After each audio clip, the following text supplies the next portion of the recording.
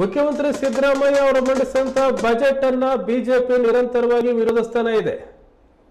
ರಾಜ್ಯ ಸರ್ಕಾರದ ಮೇಲೆ ಟೀಕೆಯನ್ನ ಮಾಡ್ತಾ ಇದ್ದಾರೆ. ಶಿವಮೊಗ್ಗದಲ್ಲೇ ಸಹ ಇಂದು ಬಿಜೆಪಿ ಮುಖಂಡರು ಪ್ರತಿಭಟನೆ ಮಾಡಿ ರಾಜ್ಯ ಸರ್ಕಾರದ ವಿರುದ್ಧ ಧಿಕ್ಕಾರ ಹಾಕುವ ಮೂಲಕ ಬಜೆಟ್ ವಿರುದ್ಧ ಅಸಮಾಧಾನ ಹೊರಹಾಕಿದ್ದಾರೆ. ಶಿವಮೊಗ್ಗದ ಪ್ರಮುಖ ರಸ್ತೆಯಲ್ಲಿ ಸಂಸದ ಬಿ.ವೈ. ರಾಘವೇಂದ್ರ, ಶಾಸಕ ಚನ್ನಬಸಪ್ಪ ಸೇರಿದಂತೆ ಹಲವು ಬಿಜೆಪಿ ಮುಖಂಡರು ಪ್ರತಿಭಟನೆ ನಡೆಸಿದರು.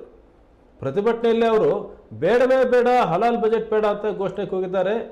ಶಿವಮೊಗ್ಗದ ಗೋಪಿ ವೃತ್ತದಿಂದ ಮೆರವಣಿಗೆ ಮೂಲಕ ಪ್ರತಿಭಟನೆ ಆರಂಭವಾಗಿದ್ದು ಡಿಸಿ ಕಚೇರಿವರೆಗೂ ಸಾಕ್ತು. ನಂತರ ಬಜೆಟ್ ಕುರಿತು ಅಸಮಾಧಾನ ಹೊರಹಾಕಿದ ಬಿಜೆಪಿ ಮುಖಂಡರು ಮುಸ್ಲಿಂ ಬಜೆಟ್ ಅಂತ ಹೇಳಿ ಪ್ರತಿಕ್ರಿಯೆ ಕೊಟ್ಟಿದ್ದಾರೆ.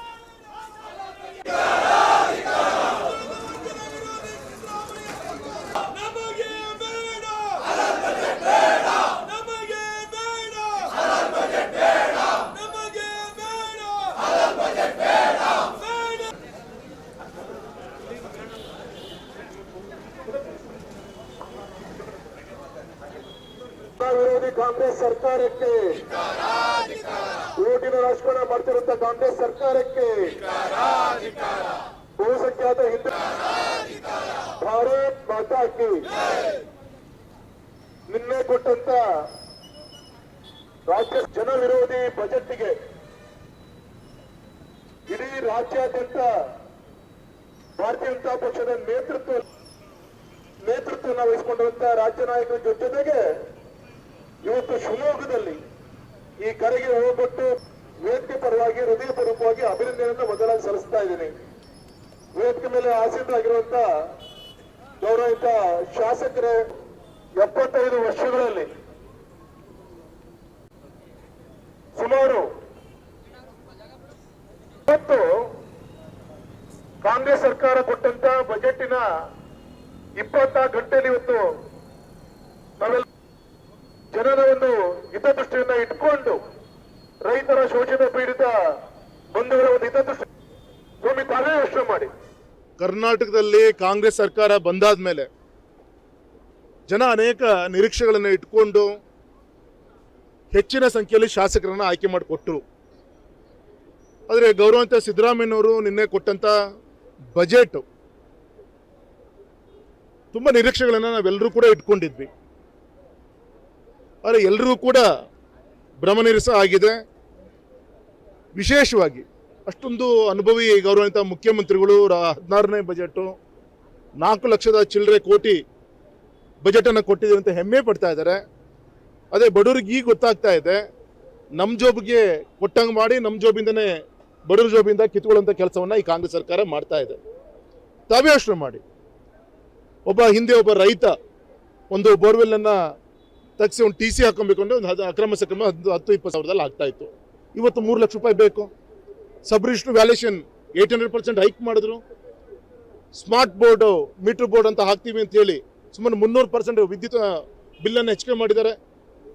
ಹಾಗಾಗಿ ಇವತ್ತು ರೈತರ ಒಂದು ಆದಾಯ ಮಿತಿ ಹೆಚ್ಚಾಗಿದೆ ಅಂತ ಹೇಳ್ತಾರೆ, ಜನರ ಒಂದು ಆದಾಯ ಮಿತಿ ಹೆಚ್ಚಾಗಿದೆ ಅಂತ ಹೇಳ್ತಾರೆ. ಪರ್ ಕ್ಯಾಪಿಟಲ್ ಇನ್ಕಮ್ ಹಿಂದೆ ಎಷ್ಟಿತ್ತು ಅಷ್ಟೇ ಇದೆ. ಅದಕ್ಕೆ ಕಾರಣ ಇವ್ರು ಕೊಟ್ಟಂಥ ಕಾರ್ಯಕ್ರಮಗಳೇನಿದೆ, ಗ್ಯಾರಂಟಿ ಮುಖಾಂತರ ಏನು ಕೊಟ್ಟಿದ್ರು ಅದನ್ನು ಒಂದು ಕೈಯಲ್ಲಿ ಕೊಟ್ಟು ಇನ್ನೊಂದು ಕೈಯಲ್ಲಿ ಬೆಲೆ ಏರಿಕೆಯನ್ನು ಹೆಚ್ಚಿಗೆ ಮಾಡುವ ಮುಖಾಂತರ ಕಿತ್ಕೊಳ್ಳುವಂಥ ಕೆಲಸವನ್ನು ಈ ಸರ್ಕಾರ ಮಾಡ್ತಾ ಇದೆ. ಮತ್ತು ವಿಶೇಷವಾಗಿ ಇವತ್ತು ಬಜೆಟಲ್ಲೂ ಕೂಡ ಒಂದು ಧರ್ಮವನ್ನು ಓಲೈಸುವಂಥ ಕೆಲಸ. ಉದಾಹರಣೆಗೆ ಅಲ್ಪಸಂಖ್ಯಾತರಿಗೆ ಶಾದಿ ಭಾಗ್ಯ ಅಂತ ತಂದಿದ್ದಾರೆ. ಯಾಕೆ ಹಿಂದೂಗಳಲ್ಲಿ ಬಡವರು ಇಲ್ವಾ? ಎಲ್ಲ ಬಡವರಿಗೂ ಮಾಡಬೇಕು. ನಿಮ್ಮ ಯಡಿಯೂರಪ್ಪನವ್ರು ಮುಖ್ಯಮಂತ್ರಿ ಇದ್ದಾಗ ಭಾಗ್ಯಲಕ್ಷ್ಮಿ ಅಂತ ಯೋಜನೆ ಜಾರಿ ತಂದು ಎಲ್ರಿಗೂ ತಂದರು. ಸನ್ಮಾನಿಸಿದ ನರೇಂದ್ರ ಮೋದಿಜಿಯವರು ಆಯುಷ್ಮಾನ್ ಭಾರತ್ ಕಾರ್ಯಕ್ರಮ ಎಲ್ಲ ಬಡವರಿಗೂ ಕೊಟ್ಟಿದ್ದಾರೆ. ಈ ರೀತಿ ಧರ್ಮ ಜಾತಿ ಒಡೆದಾಳುವಂಥ ಒಂದು ಬಜೆಟನ್ನು ಈ ಒಂದು ಸರ್ಕಾರದಲ್ಲಿ ಸಿದ್ದರಾಮಯ್ಯ ಸರ್ಕಾರ ಕೊಟ್ಟಿದೆ. ಹಾಗಾಗಿ ಜನಕ್ಕೆ ನಿಜ ಸ್ಥಿತಿ ಏನು ಅಂತ ಗೊತ್ತಾಗಿದೆ. ಆದಷ್ಟು ಬೇಗ ಈ ಒಂದು ಹಿಂದೂ ವಿರೋಧಿ ಬಜೆಟನ್ನು ಸಿದ್ದರಾಮಯ್ಯನವರು ಏನು ಕೊಟ್ಟಿದ್ದಾರೆ, ಹಿಂದೂಗಳಿಗೆ ಏನು ಅನ್ಯಾಯ ಮಾಡಿದ್ದಾರೆ, ಅದು ವಿರುದ್ಧ ಪ್ರತಿಭಟಿಸಿ ಇವತ್ತು BJP ರಾಜ್ಯಾಧ್ಯಕ್ಷರ ನೇತೃತ್ವದಲ್ಲಿ ಅವರ ಕರೆಯ ಮೇರೆಗೆ ಇಡೀ ಎಲ್ಲ ಜಿಲ್ಲಾ ಕೇಂದ್ರದಲ್ಲೂ ಕೂಡ ಮಾಡಿದ್ದೀವಿ. ವಿಶೇಷವಾಗಿ ನಮ್ಮ ಶಿವಮೊಗ್ಗ ಕ್ಷೇತ್ರಕ್ಕೆ ದೊಡ್ಡ ಅನ್ಯಾಯ ಮಾಡಿದ್ದಾರೆ. ಏನು ಕೊಟ್ಟಿದ್ದಾರೆ? ದೇವರದಿಂದ ನಮ್ಮ ಚಂದ್ರಗುತ್ತಿ ಒಂದು ದೇವಸ್ಥಾನಕ್ಕೆ ಒಂದು ಪ್ರಾಧಿಕಾರ ಮಾಡ್ತೀವಿ ಅಂತ ಘೋಷಣೆ ಮಾಡಿರೋದು ಬಿಟ್ಟರೆ ಯಾವ ಯೋಜನೆ ಹಣವನ್ನು ಕೊಟ್ಟಿದ್ದಾರೆ? ಹೇಳ್ತಾರೆ ಜಲ್ ಜೀವನ್ ಮಿಷನಲ್ಲಿ ನೀರಾವರಿ ಯೋಜನೆ ಮಾಡ್ತಾ ಇದ್ದೀವಿ ಜಿಲ್ಲೆಯಲ್ಲಿ. ಕೇಂದ್ರ ಸರ್ಕಾರದ ಪುರಸ್ಕೃತ ಕಾರ್ಯಕ್ರಮಗಳಿಗೆ ಹಣವನ್ನು ನೇತೃತ್ವದಲ್ಲಿ ಅವರ ಕರೆಯ ಮೇರೆಗೆ ಇಡೀ ಎಲ್ಲ ಜಿಲ್ಲಾ ಕೇಂದ್ರದಲ್ಲೂ ಕೂಡ ಮಾಡಿದ್ದೀವಿ. ವಿಶೇಷವಾಗಿ ನಮ್ಮ ಶಿವಮೊಗ್ಗ ಕ್ಷೇತ್ರಕ್ಕೆ ದೊಡ್ಡ ಅನ್ಯಾಯ ಮಾಡಿದ್ದಾರೆ. ಏನು ಕೊಟ್ಟಿದ್ದಾರೆ? ದೇವರದಿಂದ ನಮ್ಮ ಚಂದ್ರಗುತ್ತಿ ಒಂದು ದೇವಸ್ಥಾನಕ್ಕೆ ಒಂದು ಪ್ರಾಧಿಕಾರ ಮಾಡ್ತೀವಿ ಅಂತ ಘೋಷಣೆ ಮಾಡಿರೋದು ಬಿಟ್ಟರೆ ಯಾವ ಯೋಜನೆ ಹಣವನ್ನು ಕೊಟ್ಟಿದ್ದಾರೆ? ಹೇಳ್ತಾರೆ ಜಲ್ ಜೀವನ್ ಮಿಷನಲ್ಲಿ ನೀರಾವರಿ ಯೋಜನೆ ಮಾಡ್ತಾ ಇದ್ದೀವಿ ಜಿಲ್ಲೆಯಲ್ಲಿ.